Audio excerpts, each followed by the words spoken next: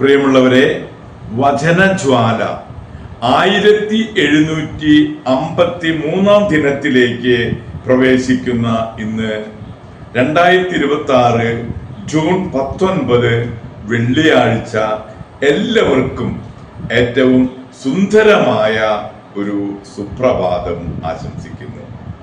നമ്മളിന്ന് ഈശോയുടെ തിരുഹൃദയ വണക്കമാസം 19 ദിവസത്തിലേക്ക് പ്രവേശിക്കുന്ന ഇന്നത്തെ വചന വായനയിൽ എസെക്കിയേലിന്റെ പുസ്തകം 33 അധ്യായം 17 മുതൽ 33 വരെയുള്ള തിരുവാക്യങ്ങളാണ് നാം ശ്രവിക്കുക.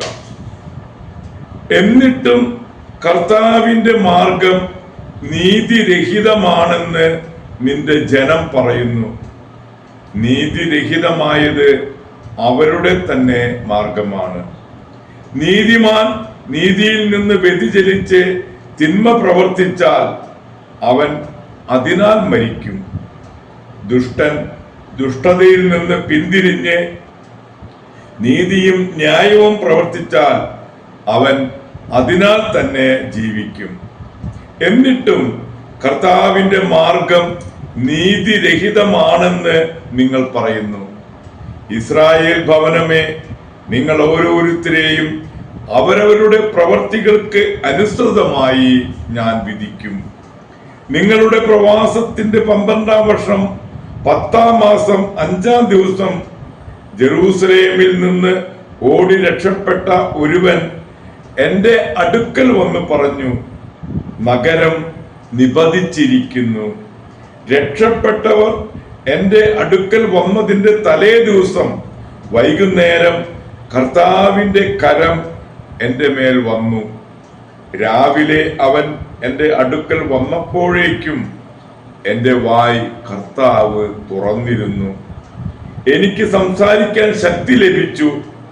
കർത്താവ് എന്നോട് അരുളി ചെയ്തു, മനുഷ്യപുത്ര, ഇസ്രായേലിലെ ഈ ശൂന്യ സ്ഥലങ്ങളിൽ വസിക്കുന്നവർ പറയുന്നു, അബ്രഹാം ഏകനായിരിക്കെ അവന് ദേശം അവകാശമായി ലഭിച്ചു. ഞങ്ങളോ അനവധി പേരാണ്. തീർച്ചയായും ദേശത്തിന് ഞങ്ങൾ അവകാശികളാണ്. അവരോട് പറയുക, ദൈവമായ കർത്താവ് അരുളി ചെയ്യുന്നു, നിങ്ങൾ മാംസം രക്തത്തോടു കൂടി ഭക്ഷിക്കുകയും വിഗ്രഹങ്ങളിലേക്ക് കണ്ണുകൾ ഉയർത്തുകയും രക്തം ചിന്തുകയും ചെയ്യുന്നു. എന്നിട്ടും ദേശം നിങ്ങൾക്ക് അവകാശമായി ലഭിക്കുമോ? നിങ്ങൾ വാളിൽ ആശ്രയിക്കുകയും മ്ലേച്ഛത പ്രവർത്തിക്കുകയും ചെയ്യുന്നു. നിങ്ങൾ ഓരോരുത്തരും അയൽക്കാരന്റെ ഭാര്യയെ മലിനപ്പെടുത്തുന്നു. എന്നിട്ടും ദേശം നിങ്ങൾക്ക് അവകാശമായി ലഭിക്കുമോ? അവരോട് പറയുക, ദൈവമായ കർത്താവ് അരുളി ചെയ്യുന്നു, ഞാനാണ്. ശൂന്യസ്ഥലങ്ങളിലുള്ളവർ വാളിനിരയാകും. തുറസായ വയലുകളിലുള്ളവരെ മൃഗങ്ങൾക്ക് വിഴുങ്ങാനായി ഞാൻ വിട്ടുകൊടുക്കും. കോട്ടകളിലും ഗുഹകളിലുമുള്ളവർ പകർച്ചവ്യാധികളാൽ മരിക്കും. ഞാൻ ദേശം ശൂന്യവും വിജനവുമാക്കും. അവരുടെ ശക്തിഗർവം അവസാനിക്കും. ആരും കടന്നു പോകാത്ത വിധം ഇസ്രായേലിന്റെ പർവ്വതങ്ങൾ വിജനമാകും.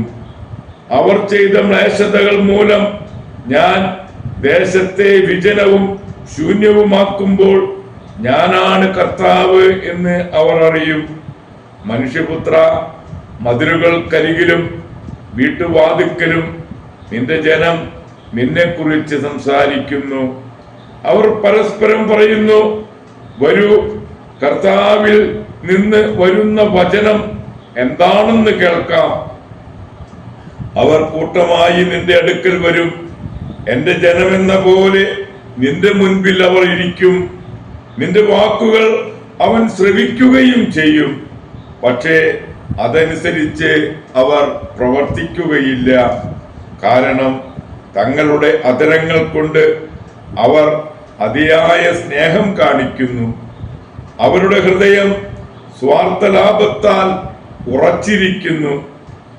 ഇമ്പമുള്ള സ്വരത്തിൽ പ്രേമഗാനം ആലപിക്കുകയും വിദഗ്ധമായി വീണ വായിക്കുകയും ചെയ്യുന്ന ഒരുവനെ പോലെയാണ് അവർക്ക് നീ.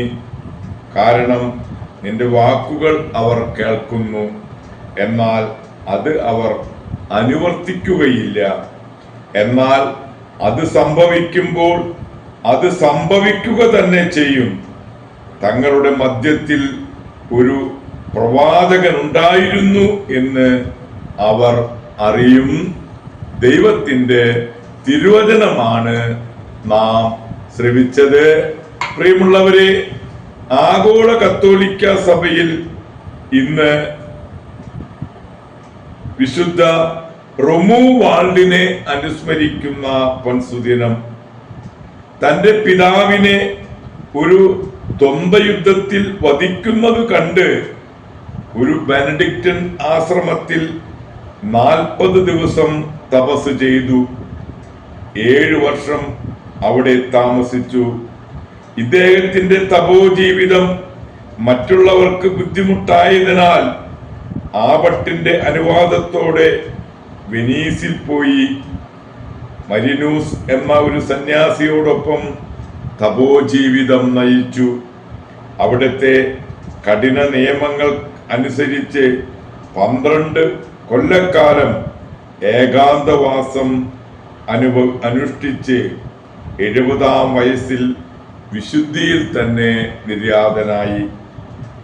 പ്രിയമുള്ളവരെ, ധാരാളം അത്ഭുതങ്ങൾ ഖബറിടത്തിൽ സംഭവിച്ചതിനാൽ 5-ാം വർഷം ഖബറിടത്തിന് മുകളിൽ ഒരു അൾത്താര സ്ഥാപിച്ചു. 1595-ൽ ഇദ്ദേഹത്തെ വിശുദ്ധനായി പ്രഖ്യാപിച്ചു. പ്രിയമുള്ളവരെ, വിശുദ്ധ റൊമുവുൾഡിന്റെ മാധ്യസ്ഥം യാചിച്ച് ഇന്നത്തെ ഈ നല്ല ദിവസത്തിലേക്ക് നമുക്ക് പ്രവേശിക്കാം.